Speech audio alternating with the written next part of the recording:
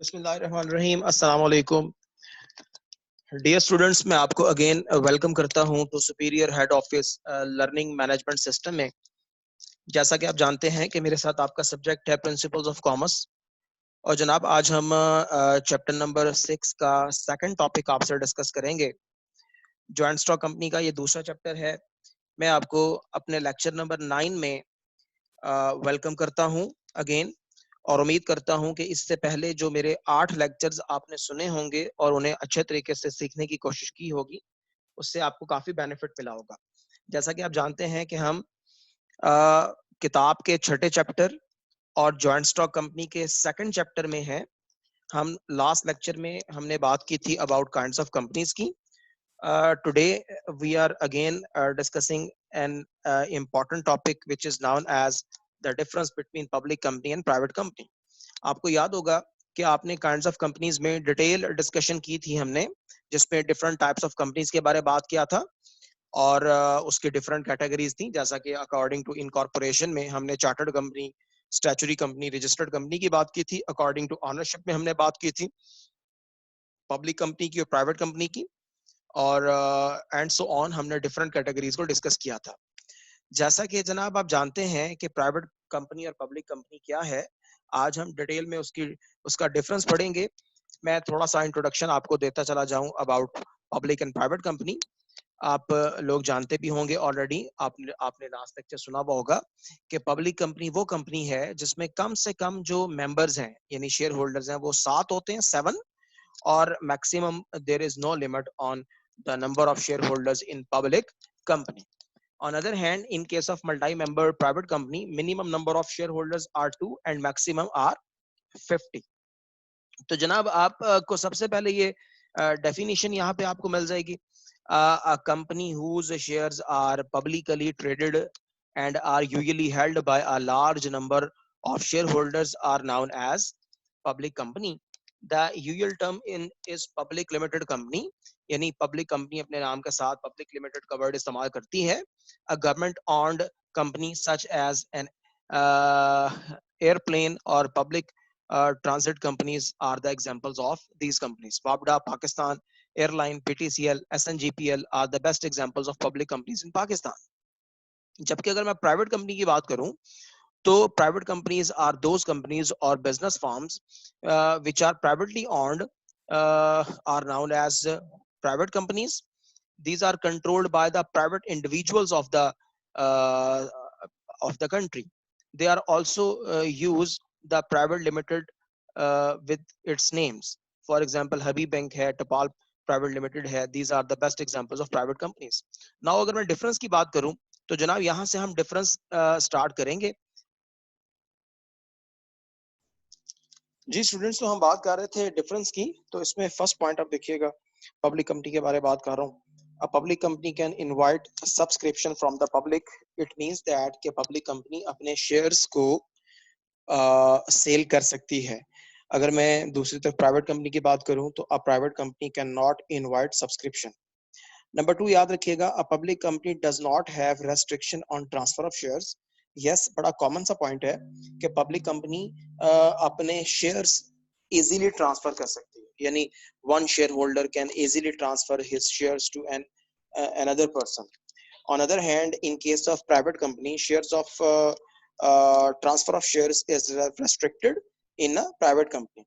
मैं तीसरे पॉइंट की बात कर रहा हूँ, a public company should have at least 7 members. Yes, यानी मिनिमम नंबर ऑफ जो मेंबर्स हैं वो 7 होंगे, जबकि प्राइवेट में मिनिमम 2 होंगे। मैक्सिमम पे कोई लिमिट नहीं है, maximum number of share holders पर पब्लिक कंपनी में कोई लिमिट नहीं है, जबकि प्राइवेट कंपनी में maximum number of share holders must be 50. Last point है, a public company is required to file its accounts with the registrar. Filing of account is not required by a private company. ये याद रखें जी कि public company अपने जो accounts हैं वो registrar को सबमिट करवाएगी, जबकि प्राइवेट कंपनी के लिए अपने अकाउंट्स को रजिस्ट्रार के पास सबमिट करवाना कंपलसरी नहीं होता। नेक्स्ट हम बात कर रहे हैं पब्लिक प्राइवेट कंपनी के डिफरेंस में। फर्स्ट पॉइंट देखें, a public company is required to hold a statutory meeting once in its life. ये पॉइंट मैं थोड़ा एलेबोरेट कर देता हूँ। इस पॉइंट को आप नाम दे सकते हैं स्टैट्यूटरी मीटिंग का। तो याद रखें डियर स्टूडेंट्स के पब्लिक कंपनी आफ्टर इनकॉर्पोरेशन 3 से 6 महीने के अंदर अंदर एक मीटिंग करवाती है, जिसे जिसे हम स्टैट्यूटरी मीटिंग का नाम देते हैं, जबकि ये कंपल्शन प्राइवेट कंपनी के लिए नहीं होती। सो याद रखें स्टैट्यूटरी मीटिंग कंपनी की लाइफ में फर्स्ट मीटिंग है between the shareholders and the directors of the company, जिसमें डायरेक्टर्स कंपनी के शेयर होल्डर्स को एक रिपोर्ट सबमिट करवाते हैं which is known as statutory report. और 3 से 6 महीने के अंदर अंदर पब्लिक कंपनी के लिए स्टैट्यूटरी मीटिंग को कंडक्ट करना कंपलसरी होता है, जबकि प्राइवेट कंपनी के लिए कंपल्शन नहीं है। The last point is a public company has to raise minimum subscription before obtaining certificate for commencement of business. There is no requirement to raise minimum subscription by a private company. जी, minimum subscription की requirement public company में होती है, जबकि private में minimum subscription की requirement नहीं होती। यहाँ पर आपको मैं मिनिमम सब्सक्रिप्शन के बारे लाजमी बताना चाहूंगा। देखें, जब कंपनी फॉर्म होती है, कंपनी तश्कील पाती है, जो कि इंशाल्लाह हमारा नेक्स्ट टॉपिक भी होगा। नेक्स्ट लेक्चर में हम फॉर्मेशन ऑफ द कंपनी के बारे में बात करेंगे। तो फॉर्मेशन के वक्त एक अमाउंट डिसाइड की जाती है, उस अमाउंट को मिनिमम सब्सक्रिप्शन कहते हैं। जब तक public company by the issuance of shares वो मिनिमम अमाउंट सब्सक्राइब ना कर ले, इकट्ठी ना कर ले, पब्लिक कंपनी अपने बिजनेस का आगाज नहीं कर सकती। जबकि private company minimum subscription decide किए बगैर अपने बिजनेस को स्टार्ट कर सकती है। नेक्स्ट जनाब याद रखें, आपके पास जो फर्स्ट इसमें पॉइंट आ रहा है वो कोरम का आ रहा है। Quorum for a journal meeting of a public company is 2 members present in persons having not less than 25% voting power of their account or through proxies. However, quorum is in case of listed company shall be 10 members present in a person having voting power as aforesaid.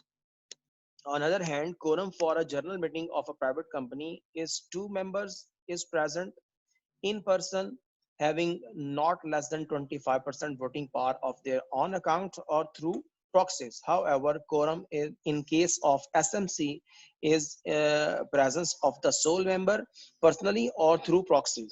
याद रखें जी कि public company में अच्छा, सबसे पहले quorum किसे कहते हैं? कोरम वो मिनिमम नंबर ऑफ पर्सन्स हैं। कोरम वो मिनिमम नंबर ऑफ मेंबर्स हैं जिनका किसी भी मीटिंग में मौजूद होना जरूरी होता है। जैसा फॉर एग्जांपल मैं आपको मिसाल दूं, अगर पंजाब असम्बली का या पाकिस्तान की हमारी जो कौमी असम्बली है, नेशनल असम्बली, उसका इजलास हो रहा है, तो उसमें डिसाइडेड होता है कि कम से कम इतने मेंबरान होंगे तो इजलास होगा, अगर इतने मेंबरान नहीं होंगे तो इजलास को पोस्टपोन कर दिया जाएगा। सो कोरम याद रखें कि वो minimum number of share holders हैं जिनका किसी भी मीटिंग में प्रेजेंट होना जरूरी है। इसमें मैं लिस्टेड कंपनी की बात करूंगा, उसमें कम से कम जो 10 मेंबर हैं वो अगर मौजूद होंगे तो लिस्टेड पब्लिक कंपनी अपनी मीटिंग को एग्जीक्यूट कर सकती है। जबकि प्राइवेट कंपनी में कम से कम 2 मेंबर्स होंगे तो वो अपनी मीटिंग को कंडक्ट कर सकते हैं। Last point is a public company is required to file statutory report, जबकि जो प्राइवेट कंपनी है उसके लिए ये कंपलसरी नहीं है। So thank you very much dear students. इसमें आपको मैं एक सजेशन दूंगा जो कि आपकी असाइनमेंट भी है कि मैंने जितने डिफरेंस आपसे बात की है, इसमें हर डिफरेंस के अगेंस्ट आप एक हेडिंग खुद से बना सकते हैं। आप वो हेडिंग लाजमी बनाइएगा और उसके अकॉर्डिंगली आप अपनी असाइनमेंट को मुकम्मल करेंगे। Thank you very much.